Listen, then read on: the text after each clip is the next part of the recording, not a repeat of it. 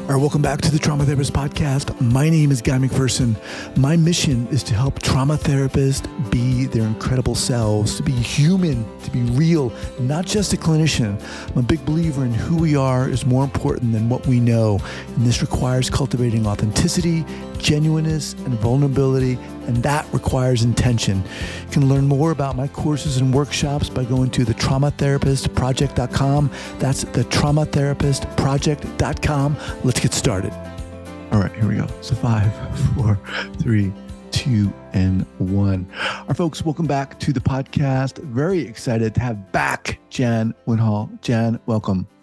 Thank you so much, guys. Great to be back here. I think we were saying it's the third time I've been with you, and lots has happened over those three times. I don't know if it's 3 years, maybe. Yeah. Awesome. Well, we'll dive into that. So Jan began her career as a social worker and psychotherapist 40 years ago. She began listening with non-pathologizing ears and heard shocking stories of sexual torture and responses that confused her. As she continued to listen, she learned that somehow these self-harming behaviors were actually, quote, helping individuals to escape intolerable emotional states. They were shifting their mood from flooding anxiety to numbing deadness or vice versa. Because these behaviors were so helpful, they were compulsively repeated and often became addictions. Jan's book, Treating Trauma and Addiction with Felt Sense Polyvagal Model, bottom-up approach, is a result of rethinking the felt sense experience model that she wrote about in her book, Merging Practice and Focusing Oriented Psychotherapy in 2014. Jan's integrated the polyvagal lens theory to create a more sophisticated way of understanding emotional regulation, where addictive behavior is an embodied response to emotional dysregulation. Welcome again. So remind our listeners before we get going here, Jan, where you're from originally and where you are currently. Which is the same background. The same place. Yeah. I'm originally from Toronto, Canada, and I'm still here because it's a great place to live. Awesome. Yeah. So as we were kind of chatting in the pre-interview time, you said, I said, so what did you want to share today? And you said becoming more embodied. What does that mean to you? What do you mean?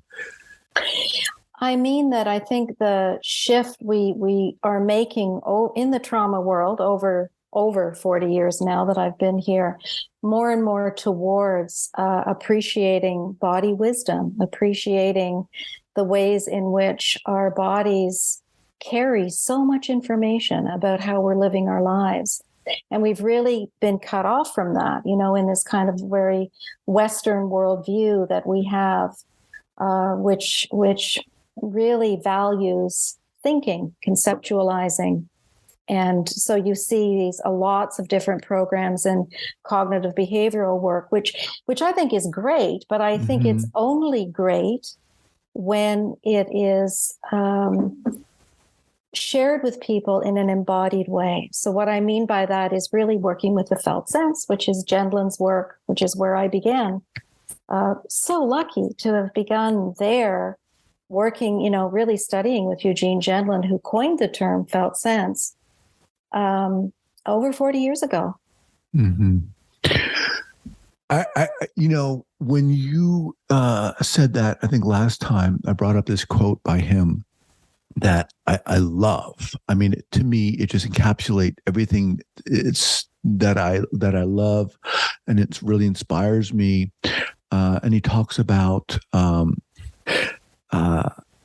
just that, that felt sense and that authenticity. And he said, what does he say? Do you remember the quote? I think it's in The Primacy of Human Presence that I sent to you, but I'm not sure exactly, but it's worth looking up. Yeah, it's the essence of working with another person is to be present as a living being. And that's lucky, because if we had to be smart or good or mature or wise, then we would probably be in trouble. Be in trouble. But what matters is not that. What matters is to be a human being with another human being, to recognize the other person as another being in there. What does that mean to you? Isn't that so beautiful? I start almost every training I do. That is the primacy of human presence. I sent it to you after. And he says, even if it's a bird, to take the time to see, like you and I are seeing, oh, there's another human being here. This is Guy. This is another person. And in order to be able to be with you fully present, and Jenlin goes on and shows us how to do that in that quote. You take all your thoughts, everything you've been taught, and you put it beside you. And then you take all of your feelings and your experiencing and your lived experience, and you put it on the other side of you. And then there's just you in this open space that, in polyvagal language, you can stay in a ventral place and feel safe enough to hear people who think differently than you, who look differently than you, who act differently than you, who may offend you. But you hear them and you experience them freshly, Jenlin would say. And then putting your feelings on the other side, so that dysregulated feelings, like we talk about in the nervous system and polyvagal language a lot, right? The states of threat, flight, fight, freeze, and shutting down. That when we can regulate ourselves enough to be present in a ventral way, then we can really be open to hearing and experiencing freshly. And that's really what presence is, right? Now, what is your specific love within that? Because as you're talking, I'm thinking to myself, this, for many people who become traumatized, is almost the antithetical state, right? It's number one, to feel embodied, to be safe in their embodied. It's scary. So when you work with people, and obviously there are many contexts, but what do you love to do within that? It's to make a relationship so that slowly over time, especially with addiction, you're really, in a very gentle way, coaxing somebody to come back to life. And that there's so much within that, right? Yeah, because trauma shuts you down from life. You know, it's like being present has hurt you so much that it doesn't even make sense biologically to be present. It makes sense biologically. It's adaptive to go to dorsal when you've been that hurt, right? But we know from top-down ways of understanding things that we get into these trauma feedback loops where, we're shifting in our bodies from that flight, fight, sympathetic charge down into folding into dorsal, and then sometimes back again. And that's a loop that we can help people shift out of. And two of the most powerful ways I've found to do that are both very embodied, and they're about an introspective process of focusing. So teaching people slowly over time and showing somebody that you can make little moments of safety. And that's all we really have anyway, right? Right. I mean, you and I don't know what's going on in the next minute or so. Right, definitely. So what would a little bit of that look like? How would you introduce or invite someone to begin that interoception? Yeah. The other process, I just want to say, there's two, and that's what my felt sense polyvagal model is. The first one is the felt sense, and it's interoceptive. And the other is the autonomic nervous system. It's neuroception, Steve Porges' word, right? Those are the two really powerful ways that we can read bodies and then also teach people how to read their own processes in their own body. So what I do is I just start like we all do. We make a relationship. That's co-regulation. We have to connect a little bit. And once you start to feel like the person is with you a little bit, and that can take a long time and it can take a short time. It really, I think, depends on so many things, who you are, who they are, right, the point of time. And then I just look for little openings, I call them, in the body. So maybe a person is telling me something and a tear falls down their cheek and they don't even know that it's rolling. Or they get tight in their throat, or you can see them hunch up. Bodies talk to us all the time. It's just we're not taught to watch and listen to them. That we're taught to listen to the words.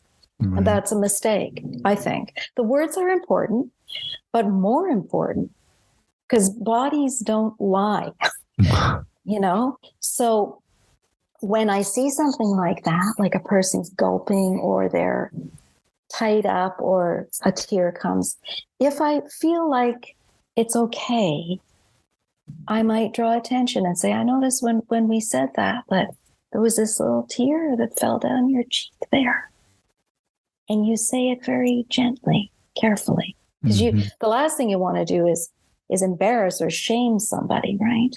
Or frighten them. So that's the art of it, right? We can teach what to do, but the art of it is you feel into the relationship and the attachment.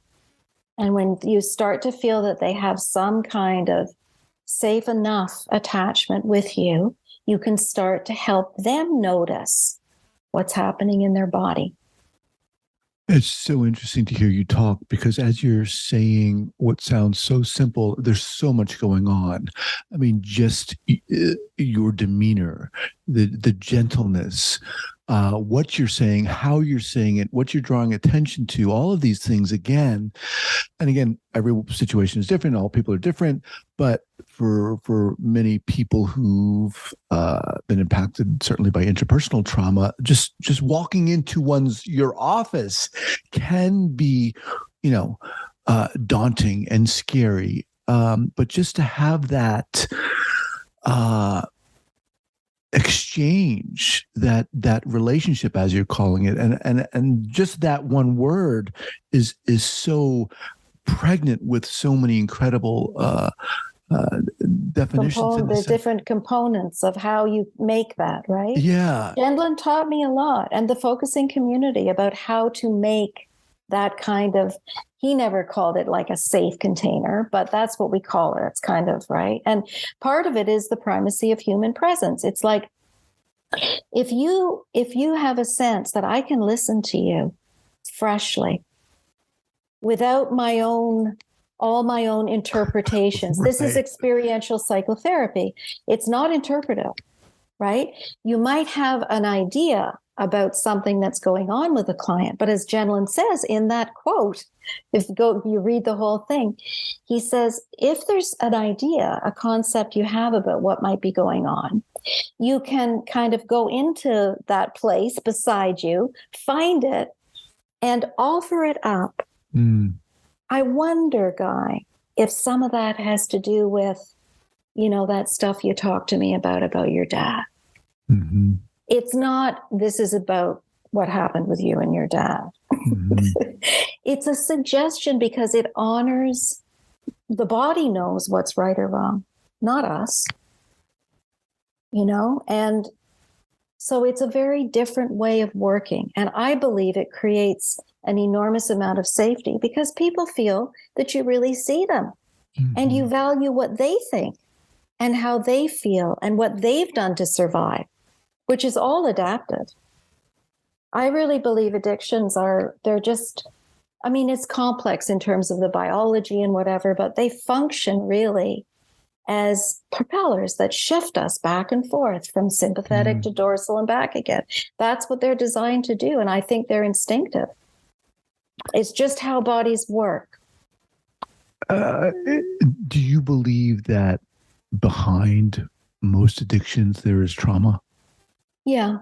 Because, and again, the beauty of this is if from a polyvagal lens, from a nervous system lens, you can say, yes, of course, because if you look, I created a model that has 6 kind of states that are part of the nervous system in it. And it's like a visual, a graphic model. You can download it on my website. And you can see in that model that all of those states of defense, the flight, fight, and the freeze state, and the folding in, we call it folding in and collapsing, they're all part of a dysregulated trauma feedback loop. And addictions don't happen in the other states, the blended states that are ventral, because we don't need them. Right? When you feel grounded and safe enough, you don't need to shift back and forth between dysregulated states. You're cruising along. Life's good. You're lucky. All right, let's just pause here for a second to thank our sponsors. All right, we are back. The body, when I first started, when I was in graduate school and began to learn about embodiment, I was completely out of my element. I was like, what do you mean? That was me. I was so much up into my head. And for some people, of course, it comes easier, and for others it doesn't. But you're talking about the safety and this trust, and how does that happen? How do you introduce that to someone? Well, I think it goes back to presence, the quality of your presence. I think you create safety by honoring another person's truth, by not imposing your own. So if I can listen to you freshly, I'm honoring you and not placing something on you. That feels good when somebody can really hear what you say and think and really respect it. That feels good, right? When somebody can be gentle and loving and vulnerable in their own shaky being, as Gendlin would say, that was his language. We are all shaky beings. And that's the second paragraph in that beautiful quote he talks about. So that's there, but it's there in a way that there's a strength in that container. It's like, I'm leading this. I respect where you're going to go, but I'm holding you. And I'm not afraid to do that. And there are certain boundaries that we need to share and agree upon in order to have this safe container. And without that, I don't have what I need to be able to help you. So we got to come to an agreement on what they are. Was this way of being, of working, very natural to you? Yeah, because it's what I wanted when I went to see a therapist. And actually, I think he gave it to me. And I think that's part of why it just felt right. And I knew a lot about what to do, even though I was like, I would think I was 26 or something when I started that. My first job, that group was with women who were incest survivors. And I just got plunked into this job. And what the hell was I going to do? But I knew 2 things. I knew that I had to be able to listen with what I call non-pathologizing ears. I knew I never believed that people were, that whole thing about being sick. It just didn't make any sense to me. Dysregulated, struggling, yes. Struggling, yes. But to really just listen to how they were adapting to their life and their struggles, and respecting that, and helping them to respect themselves for what they were doing in attempts to survive. So there was that. And the other thing is that I knew I had to try in whatever way to help us to be safe enough to be present, which meant some things that are pretty obvious, like confidentiality and whatever, but things like making sure the doors stayed closed in a hospital setting. Nobody was going to barge in for 2 hours. Mm-hmm. Making sure that they knew that I was going to show up next week. Mm-hmm. I wasn't going to leave because it was too hard to hear the horror of what they were telling us in the group, right? How did you deal with that as a fresh therapist? Yeah, that was hard because back then nobody talked about vicarious trauma. They didn't. I mean, we didn't. But we had it. I definitely had it. I can remember feeling totally traumatized by what I was hearing. Yeah. But I also had a lot of support and privilege. And I have always had this little person inside that's pretty insightful. I don't know where she came from, but I have. And that somehow has always guided me towards going towards what helps us to grow and feel, I guess what people are now talking about is gratitude. We didn't talk about that back then much either, and I had a support group. We had a small group of feminist therapists who met, who I still know, some of them. And we read Judith Herman and we gobbled and then along came Bessel van der Kolk and all those people early on. And we supported each other. But it took a while for us to talk about how what we were hearing was affecting us in our bodies. Mm-hmm. Eventually we did, though. But it was hard. I'm imagining that for many newer clinicians, there's this compulsion almost to want to give, which oftentimes can feel like putting knowledge upon someone.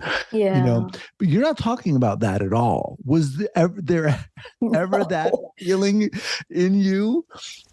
I mean, you're plunked down in this intense group with women. Well, there is a lot of I do a lot of psychoeducation and polyvagal theory. There's a lot of psychoeducation, but it's delivered within the context of believing in the essence of what helps us to heal, which is to be a human being with another human being and to know how to create a safe container and to lead. And I think, it's important to really know how to lead as a therapist, right? To not be afraid to take some sense of empowerment sometimes because people are lost. Mm-hmm. They're lost. What might that look like? Taking a sense of empowerment, what does that look like? Well, really reinforcing a boundary, for example, like if a client doesn't want to come or they want to, I'll come and see you every 3 weeks. And I know I can't do this work with you every 3 weeks.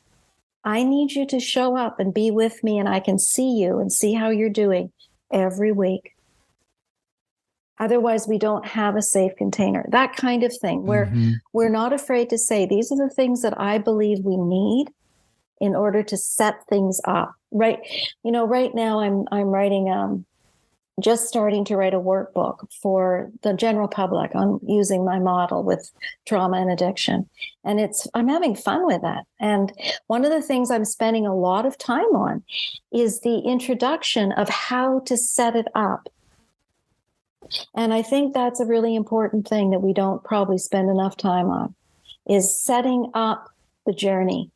Making sure people have enough of what they need to go on the journey, because it's a horrible journey in a lot of ways. It is.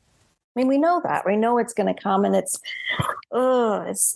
like transition and giving birth. It's really tough. So we need to make sure we've got what we need to go on that journey together. Such as what? You mean resources you're talking about, or? I'm talking about enough safety. How do marginalized people, how do trans people, how do queer people, how do people of color, how do we act as allies and support people to be able to be safe enough in their bodies to go on the journey? Because if you don't have enough safety, it just has where we started, where you said traumatized people aren't going to go in there. That's true. So sometimes a lot of what we need to do is instrumental. It's like, do you have enough food to eat? Do you have a roof over your head? Are you safe in your home? Right. You know, because if you're not, we're not going on that journey. And, you know, this goes back to Judith Herman, right? Establishing safety is the first part of that 3-part journey that she talks about. It's before that, we were, you know, I was sending women to groups and stuff and they were just being totally re-traumatized because people were doing like heavy duty work, primal scream work and stuff like that. And there wasn't enough safety. Mm-hmm. So it was really Judith Herman in her book, Trauma and Recovery, where she said, wait a minute, we need to have this 3-phased, and that's still very much a part of what we do now, right? Mm-hmm. And it just speaks so clearly and nicely with polyvagal theory that we have to have enough safety. Safety is the North Star. Safety guides us. So, and even in the book, I'm talking about you need to make sure that you have a private space that's quiet and available to you so that you can sit quietly by yourself and concentrate while you're using the book. So all of that is just so important. It's like you're going on a canoe trip. You got to make sure you've got enough supplies. You've got enough food to last you when you're going over the rapids, you know? And I'm not sure that we really talk about that enough. Right. Those things almost seem so obvious. Yeah, but they're not, right? But they're not obvious. And certainly a lot of people. That. Yeah. A lot of people are like, what do you mean have a private space for myself? No, I can't. I don't. Yeah, I don't. And some people can't have it. Right. So then it's like, okay, well, then maybe that's the thing to start with. Before you even go on the journey or open my book further, just start with that. Have you got those things that you need? You know, or even a safe place to keep the materials that you're going to develop while you're in therapy or you're using whatever workbook or whatever you're doing.